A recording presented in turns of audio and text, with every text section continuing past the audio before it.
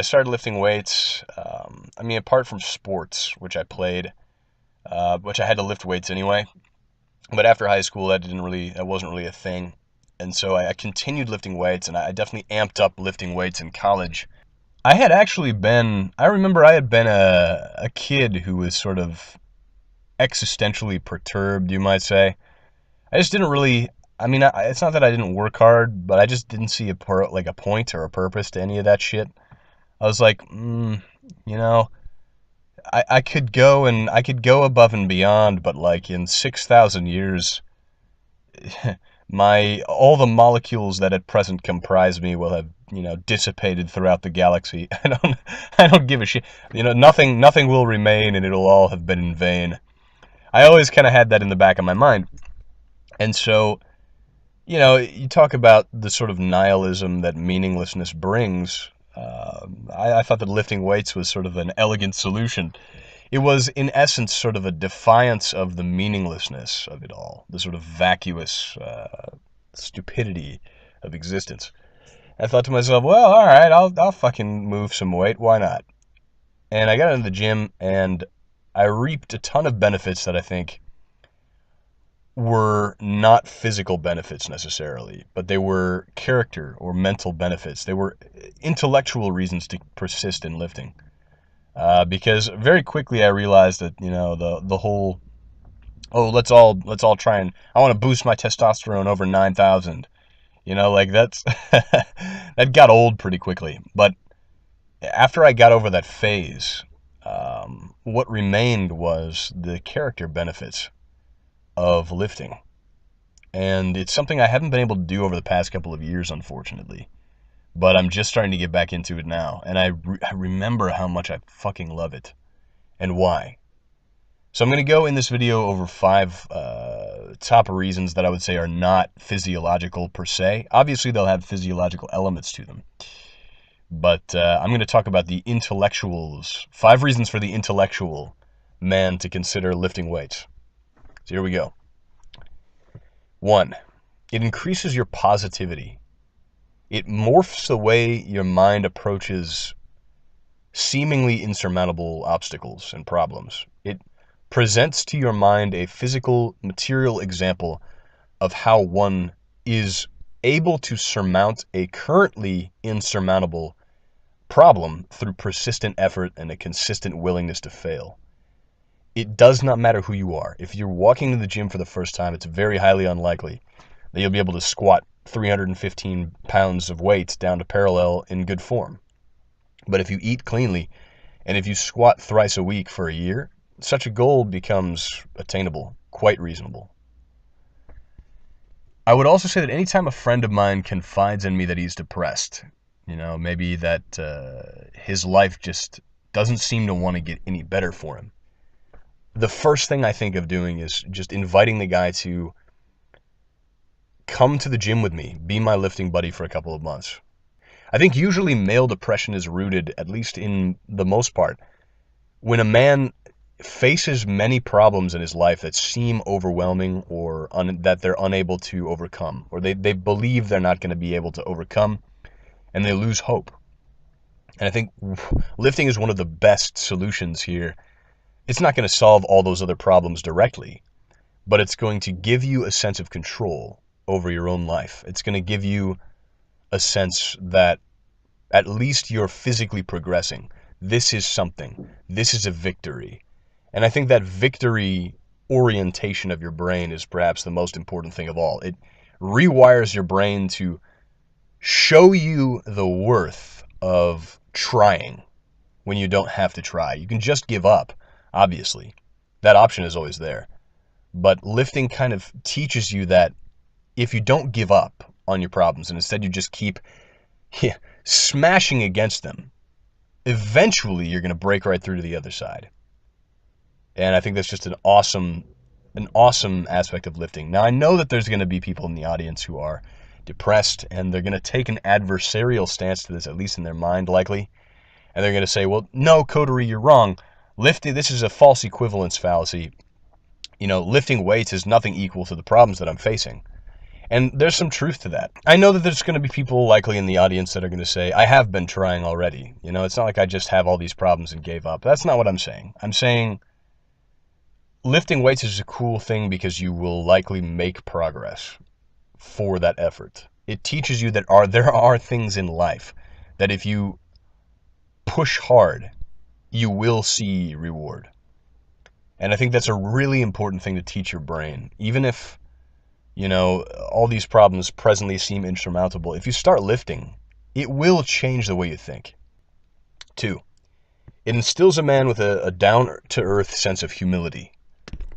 One of my favorite things about the Church of Iron, and one of the reasons, I guess, that I'm such a devoted acolyte, is that the Church of Iron is indifferent to the exterior circumstances of your life. It doesn't matter whether or not you're experiencing the highest highs or the lowest lows, the iron won't lie to you. 300 pounds of weight is going to be 300 pounds of weight, and that's not going to change. Now, you might be changing around it, but in the end, it is 300 pounds of weight on Earth no matter what. It's always more than 275. It's always less than 325. The weight doesn't become lighter. It doesn't become heavier depending on your circumstance, and that is grounding. It gives you a point of reference in life, a reality check. And it instills, I think, in a person a natural sense of stoicism as well, because regardless of if you're incredibly elated and happy coming into the gym, or if you're morose and depressed, you're still going to have to prepare yourself to hit that 405 deadlift. You're still going to have to prepare yourself for some really rigorous physical challenge.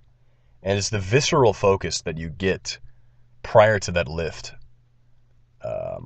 You know, that visceral sort of sense of heightened awareness, heightened toughness that you get into, that allows you to hit these maxes, allows you to push out the last rep. This keeps you grounded and sane because you have to reach that. You have to dig deep in yourself. And it kind of, it brings you back to an even keel. Almost like a form of meditation, I would say.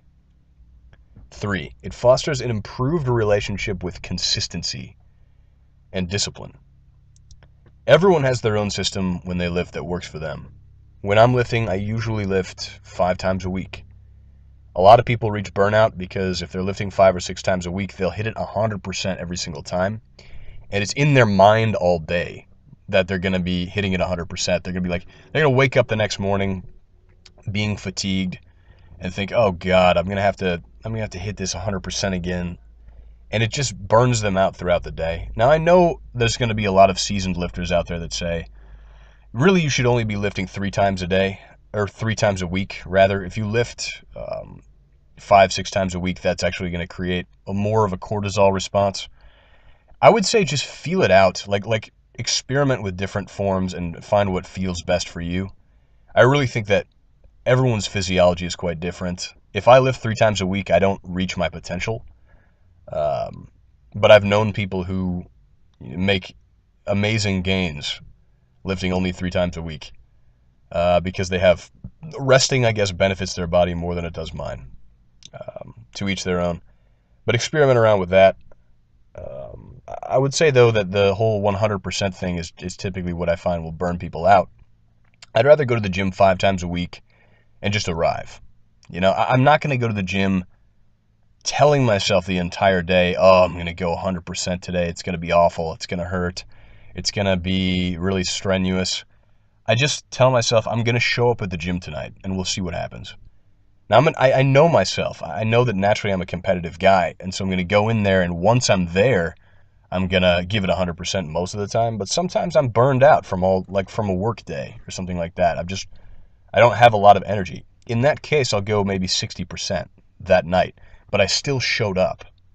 And that's the most important thing for me, is keeping the habit, because if you're consistent and you want to make this a part of your life that will be a consistent part of your life, you will see incredible progression over time.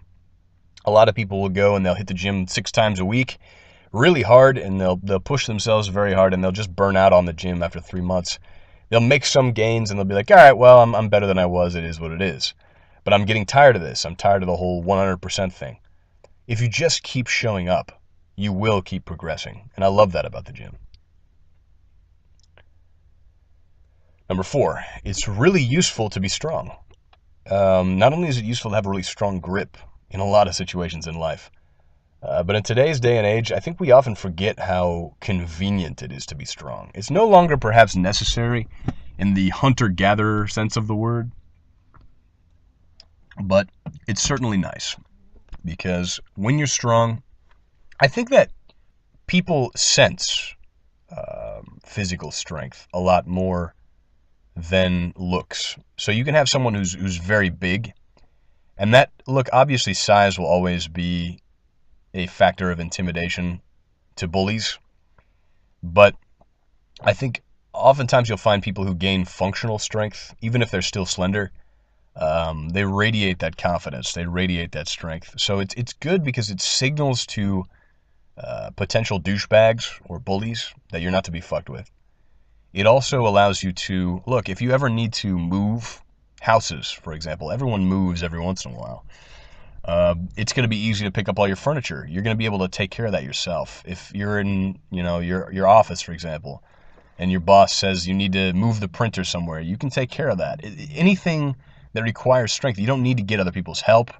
You don't have to use some complex, scheming levers and pulleys and all that stuff. You can just use the natural functional strength you've gained.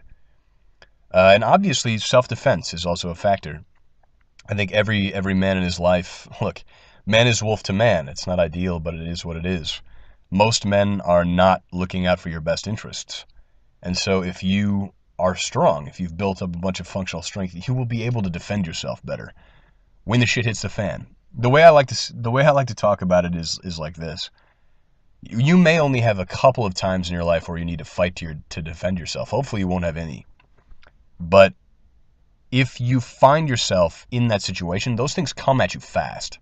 Maybe it's a crazy hobo jumping out in the middle of the street and attacking you and trying to beat you up and mug you. That's something that you couldn't have prepared for. The guy just leaped out of an alleyway. But I look at lifting weights sort of as really prior preparation for a disaster you can't foresee. So I think that's also pretty important. And 5, it's just something that in the end will increase your overall sense of well-being. I find that when I'm lifting, it's the times in between the gym that I most appreciate, because I like to look at it as almost sort of an equilibrium of contentedness in life. And usually everyone's kind of sitting at that point between 1 and 10. And let's say, for example, somebody is at a 4 out of 10, just resting happiness or resting contentedness, and he begins to lift. He might be unhappy having to go to the gym sometimes. He might say, oh, this sucks, it's gonna hurt. But even though he may have spikes of lower happiness if he hates going to the gym, the overall level of happiness that he will have will reach higher plateaus. It will reach higher low points, higher resting levels. So that over time, over a couple of months, his resting level of happiness might become a 6 or even a 7. I think of all the things that I've tried in life to improve the quality of my overall experience, lifting has been far and away, perhaps even, the single best thing I've ever done in terms of increasing the quality of my life at that resting level, just in between lifting. So again, highly recommend it. Thank you very much for your time, gentlemen. I hope you consider picking up some weights if you don't already. If you do, and you want to leave some bro science in the comments section, I think everyone would appreciate it. Or maybe not, but do it anyway. Because I want to see it. Take care, gentlemen. Have a pleasant evening.